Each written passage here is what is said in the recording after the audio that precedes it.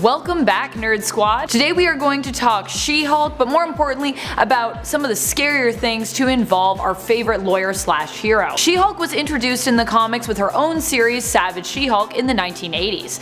We found out that she was Jennifer Walters, who is Bruce Banner's cousin. Like Bruce, she was an intellect, but was also a law practitioner. We also found out how she came to get her powers, but more on that later. An interesting fact about She-Hulk is when she transforms, she keeps her level head and wits about her, unlike Bruce. If you are a fan of this Jade Giantess, be sure to let us know in the comments below. What is your favorite comic series involving Jen? Are you excited for her new show on the Disney Plus streaming service? I know I am. But before we get into this video, a word from our sponsor. We are going to get real, raw, dark, epic, and awesome with Raid Shadow Legends. With already more than 10 million players worldwide that have already enjoyed the game in less than 6 months, this game is already a mega hit, a phenomena, a blockbuster. What is this game, you ask? Raid Shadow Legends is a brand new collection RPG with multiple gameplay modes and over 400 different champions to collect. Best of all, it's free to play. My favorite is KL because of the awesome magic that he wields. And check out the details on those champions. If you're a fantasy nerd like me, you are going to love this game.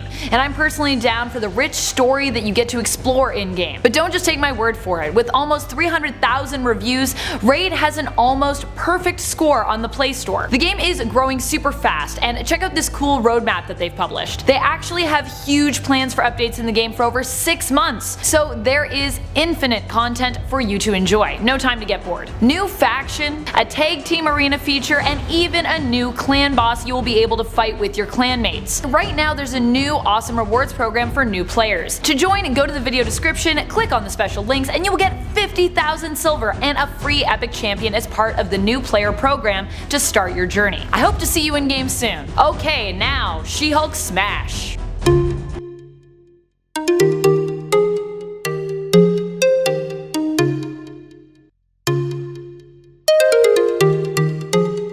Number 10. Rare blood disease. What's a Hulk to do when they lack control over their own monstrous transformation? Why, recruit a vampire to help you do so, of course. Monster to monster, so to speak. Before She-Hulk could control her transformation, she would become the Hulk in a similar way to Bruce, whenever she got angry. It wasn't until Savage She-Hulk issue 11 and 12 where she almost died from a rare blood disease and sought the help of Morbius, vampire and brilliant hematologist, that this changed. He gave her a serum that cured her disease and also allowed her to gain control of her transformative abilities. And voila, we were given the capable and in control She-Hulk that we still have today. Number 9. She almost died. Jennifer Walters actually became She-Hulk as a result of almost dying.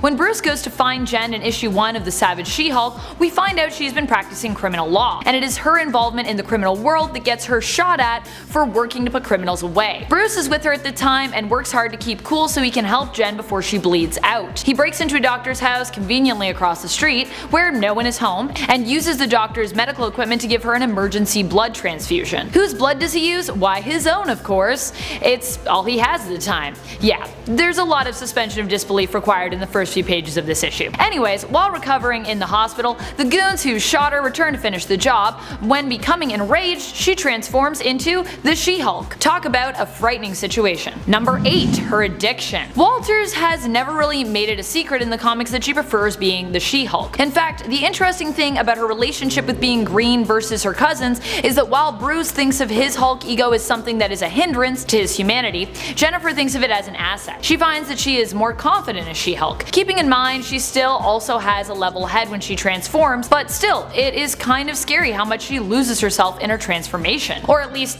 thinks she does. In She-Hulk Volume 2 Issue 19, we see her condemned as being a She-Hulk addict in court by Mallory Book, and from there Jennifer decides to explore what it is about herself as She-Hulk that she is addicted to. The sweet resolution to this horror story is she realizes that either way, she is still herself, and regardless of whether she is human or Hulk, she never backs down from a fight. Yay, confidence boosts. What was that? Number 7. All the hate surrounding She-Hulk's Disney Plus series. One of the scariest things in my mind, as well as the silliest, is all the hate surrounding She-Hulk right now. Fortunately, it is being combated by as much love as fans of her comics can muster, as well as a personal Twitter welcome from the man who portrays her cousin himself in the MCU, Mark Ruffalo. But still, there are some people who were next level triggered by Disney's announcement surrounding the She-Hulk series. People are making comments involving how her show will just involve her making sandwiches in the kitchen. And I even read a comment where someone angrily wrote in all caps, "Hulk doesn't need to be a girl," as though they thought Disney was gender swapping the Hulk for the series. Another comment stated, "We have female Thor, female Hulk, what's next, Spider-Woman?" I hope so. I personally love Jessica Drew. These comments make me want to send these ignorant nerds to make me a sandwich in the kitchen while I read them some sensational She-Hulk. I'll share my sandwich with them too. Number 6. Married to Man-Wolf. So, to me, it isn't super scary that she was in fact married to John Jameson, aka Man-Wolf. Just because he's a wolf doesn't mean he doesn't deserve some love, and the two were kind of a cute monster mash pair. The scary part to me about their marriage and love affair was that it was never real. I mean, it was real, they got married, but it only happened because they were both under the influence of STARFOX's power. That's right, he made them feel love for each other and eventually get married. Once She-Hulk finds out about this in She-Hulk Volume 2, the same series in which she and John were actually shown to have fallen in love and get married, she ends up filing for a divorce and annulling their marriage. Could you imagine a world where you were forced to stay with a partner, in fact marry them, but you thought you had wanted to, only to find out that you were somehow manipulated into that? That sounds pretty terrifying to me. Not to mention, as sweet as John can be, he also spent a lot of their time together trying to get Jennifer to give up She-Hulk entirely. Not cool, John. And definitely not cool, StarFox. Number 5. StarFox's defense. Even more terrifying is somehow Jennifer ended up as StarFox's defense lawyer. Granted, this was before she knew she was being manipulated, but really, Jennifer? This case involved a lot of instances of evidence against StarFox. It's made pretty clear that he was actually manipulating even the court the whole while. You might be thinking, I know what's happening here. When they had the trial later on Titan where She-Hulk found out about her false relationship with John, she was going to find out that StarFox was manipulating her the whole time. But no, they did not give her an easy way out. She actually discovered that while she had been influenced by StarFox in regards to her feelings about Man-Wolf, she had not been influenced into defending him or sleeping with him. Yikes! If anything, the way this whole StarFox sexual assault thing was handled and written is just scary in and of itself. Number 4. Grey She-Hulk. Even though Bruce and Jen are very different kind of Hulks, sometimes their plights are one and the same. After the death of Bruce Banner in the Civil War II event, Jen was shaken to her core and became very connected with her darker side. More specifically, she went grey. If you're familiar with the Hulk but not as familiar with the Hulk family, you may think that doesn't sound so bad. After all, when Bruce typically goes grey, he becomes much more level-headed, smart, like Jen normally is when she's green. So what happens when Jennifer Walters goes grey? Well, she becomes more like Bruce's standard Green Hulk, a monster who is hard to connect with. And trust me when I tell you, this side of her is pretty scary. In Hulk Volume 5, which featured Jennifer Walters as the main character in the absence of Bruce, we get to see her deal with the monster within, a side that is not normally explored with her character. Also, it's just really well written, so yay! Number 3. That time she ripped Vision in half. If you needed more proof that She-Hulk is someone you don't want to mess with, here it is. Before the events of House of M and Avengers Disassembled, She-Hulk is influenced by Scarlet Witch and flies into a rage and becomes the villain for a few issues. By the way, in case you were unaware, the more angry She-Hulk gets, the stronger she gets. She even rips Vision in half. Granted, he's kinda like dead at the time anyways, but still, she rages real hard, knocking down Cap without so much as a second thought. Boom, take that, Cap. Number 2. Survivor of Assault. In the newer Avengers series from 2018, we see She-Hulk wrestle with her appearance in issue 20. In this issue, we see her ugly side fighting her old version, her pinup side. Old She-Hulk berates new She-Hulk for being ugly, a stick in the mud, too serious. The two sides of herself end up getting so heated over the idea of what her identity should be that they devolve to blows over who is right. Jen also opens up about her feelings on being She-Hulk. Yeah, she's had fun and felt confident, and she's looked amazing, but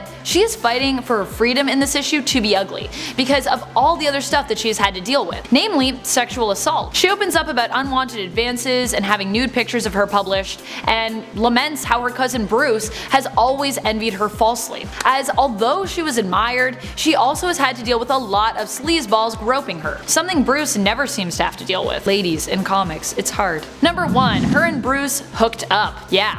This almost happened in canon in one of the Incredible Hulk annuals, and everyone was pretty shocked. And then it actually happened. On an alternate Earth in Old Man Logan. And everyone was just straight up grossed out. While it isn't shown in the series, it is implied that Jen was the only one left for Bruce to mate with, but that still doesn't really excuse the behavior here. It's also never specified as to whether or not this interaction is consensual. Though they have more than one kid together, so I certainly hope so. Ugh. Thanks for watching, Nerd Squad. I hope some of these facts startled and spooked you. I know I found more than a few to be pretty shocking and terrifying. What are some of your most favorite things about She-Hulk? Do you think she should be free to be ugly? Let me know in the comments below. And while you're on your way down there, make sure to tap that like if you are a fan of the Hulk family and smash that subscribe so you never miss another nerdy list. And don't forget to click that link for our sponsor, Raid Shadow Legends, in the description. This has been Top 10 Nerd, and my name is Amanda McKnight, reminding you to Hulk out and stay nerdy, YouTube.